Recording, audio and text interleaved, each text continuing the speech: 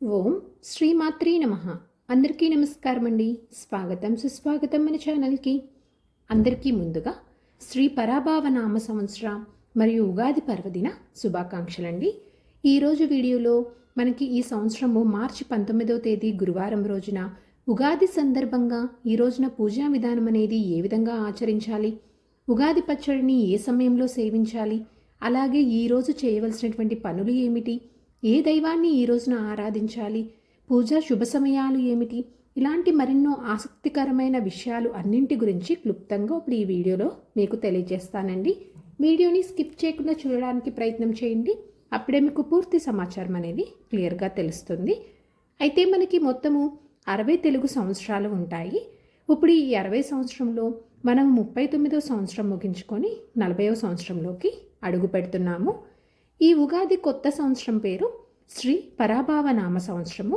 హిందూ పంచాంగం ప్రకారము ప్రతి సంవత్సరము చైత్రశుద్ధ పాడ్యమి రోజున ఈ ఉగాది పండుగని జరుపుకుంటాము. ఈ రోజు నుంచే మనకి చైత్రమాసము అలాగే వసంత ఋతువు ఈ రెండు ఈ రోజు నుంచి ప్రారంభమవుతాయి.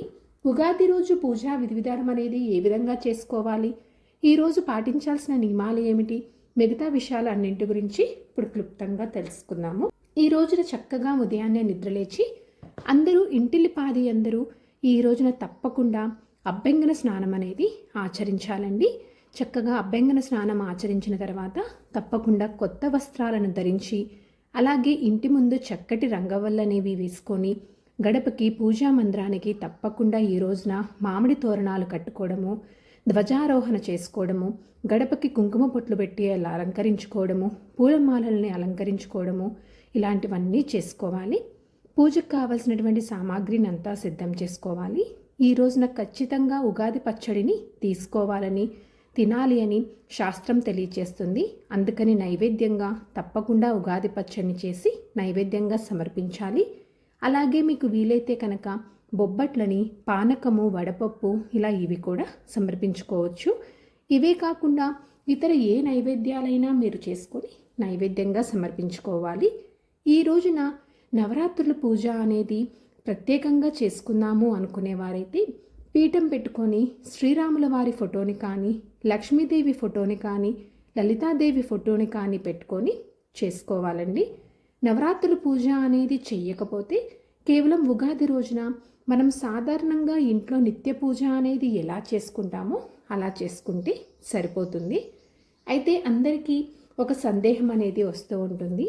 ఈ రోజున ఏ దైవాన్ని ఆరాధించాలి అనేటువంటి సందేహం ఉంటుంది కదండి. ఎందుకు అంటే మనకి ఏదో ప్రతి పండగలకి ఒక్కొక్క పండగకి ఒక్కొక్క దైవాన్ని మనము ఆరాధిస్తూ ఉంటాము.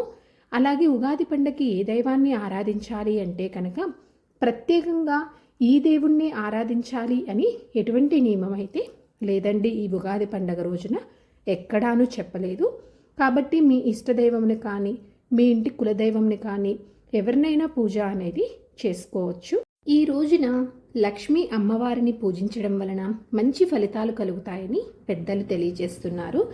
కాబట్టి మీకు వీలైతే కనుక ఈ రోజున అమ్మవారికి కుంకుమ పూజ చేసుకోవడము, అష్టోత్తర శతనామావళితోటి పూజించుకోవడము, కనకదార స్తోత్రంని పఠించడము, ఇలాంటి వాటితోటి అమ్మవారిని పూజించడం వలన మనకి మంచి శుభ ఫలితాలు అనేవి కలుగుతాయి.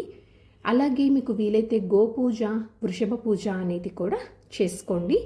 పూజ వచ్చేసి ఏ సమయంలో చేసుకోవాలి అంటే కనుక పూజ చేసుకోవడానికి ఈ సమయంలోనే చేసుకోవాలి అనేటువంటి సమయం అయితే ఎక్కడానూ చెప్పలేదండి.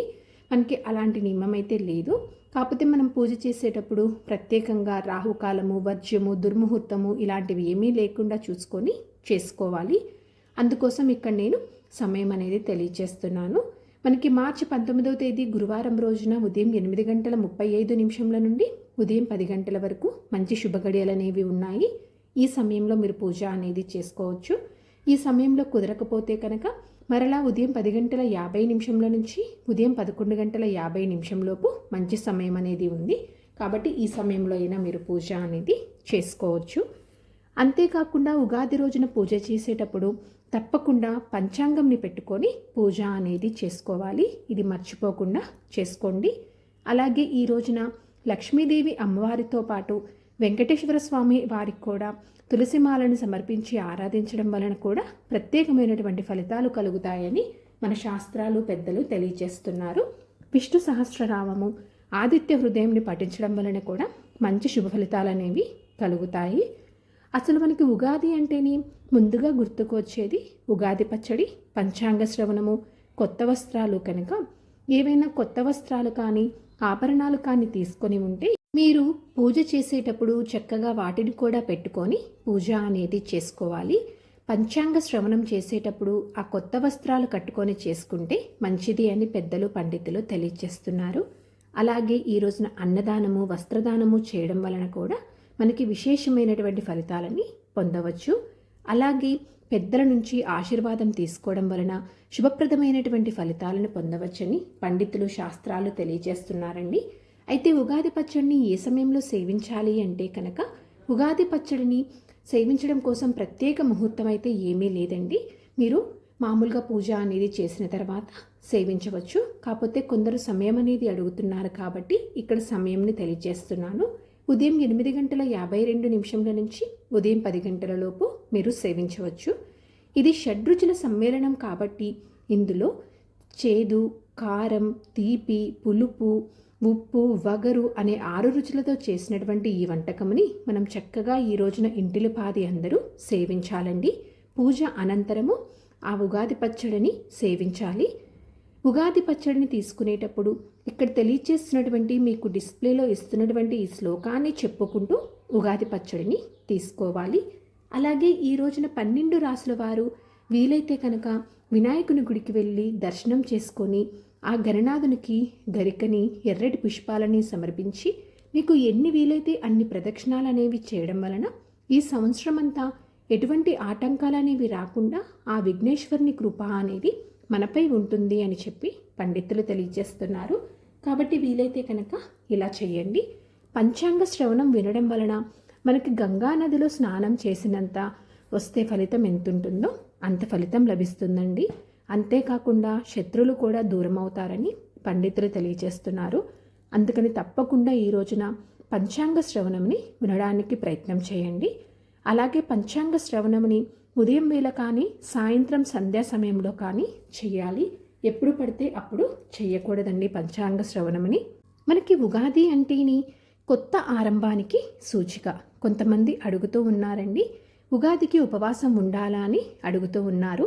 ఉగాదికి ఉపవాసం ఉండాలి అనేటువంటి నియమమైతే ఎక్కడానూ లేదండి. కాకపోతే ఉగాది పచ్చడి తీసుకున్న తర్వాత మాత్రమే టిఫిన్ లాంటివి కానీ కాఫీ, టీ కానీ తాగడము లాంటివి చేస్తే మంచిది. పొద్దున్నే చక్కగా స్నానం చేసి పూజ చేసుకొని ఉగాది పచ్చడిని సేవించిన తర్వాత మిగతా కార్యక్రమాలు అనేవి చేసుకోండి. వీలైనంత వరకు ఇలా చేసుకోవడానికి ప్రయత్నం చేసుకోండి. అలాగే ఈ రోజున నాన్ వెజ్ తీసుకోవచ్చా అని కూడా అడుగుతూ ఉన్నారు. ఈ రోజున మాంసాహారం లాంటివి తీసుకోకూడదు. ఈ రోజున పీఠం పెట్టుకొని పూజ చేసుకున్నవారు ఒంటిపూట భోజనం చేస్తే మంచిదండి. వీలైతే కనుక ఒంటిపూట భోజనం చేయడానికి ప్రయత్నం చేయండి. ఈ రోజున ఏదైనా పారాయణం మొదలు పెడదాము అనుకుంటే మీరు నిక్కచ్చిగా చేసుకోవచ్చు. అంటే రామాయణం కానీ, భగవద్గీత కానీ, సుందరాకాండ కానీ ఇలాంటి పారాయణం అన్నిటినీ మీరు ఈ ఉగాది నుంచి ప్రారంభం అనేది చేసుకోవచ్చండి. కొత్త పనులు, కొత్త వాహనాలు కొనుగోలు చేయడము ఇలాంటివన్నీ కూడా మీరు ఈ రోజున ప్రారంభించుకోవచ్చు. ఈ రోజున కుటుంబం మొత్తం అందరూ కలిసి సంతోషంగా, ఆనందంగా, గొడవలనేవి పడకుండా చక్కగా పిల్లలతోటి, పెద్దలతోటి కలిసిమెలిసి ఉండాలండి. ఎందుకు అంటే మనం ఈ రోజుని ఎలా మొదలు పెడతామో మనకి సంవత్సరం మొత్తం అలానే ఉంటుంది అని పెద్దలు తెలియజేస్తున్నారు. కాబట్టి వీలైనంత వరకు మీరు అలా ఉండడానికి ప్రయత్నం చేయండి. వారికి ఉన్నటువంటి విశ్వాసాన్ని నేను ఇక్కడ మీతో తెలియజేస్తున్నాను. ఈ విధంగా ఉగాది రోజున పూజ చేసుకున్నట్లయితే సకల శుభాలు కలగడమే కాకుండా ఎటువంటి దోషాలు ఉన్నా తొలగుతాయని శాస్త్రవచనము. సో ఇదండి ఈరోజు వీడియో. ఈ వీడియో మీకు తప్పకుండా ఎంతో కొంత ఉపయోగపడిద్దని అనుకుంటున్నాను. ఇంకొక యూస్ఫుల్ వీడియోతోటి, ఇంకొక మంచి కంటెంట్ తోటి మిమ్మల్ని మళ్ళీ కలుస్తాను. ధన్యవాదములు. సర్వే జనా సుఖినో భవంతు. జై శ్రీమన్నారాయణ.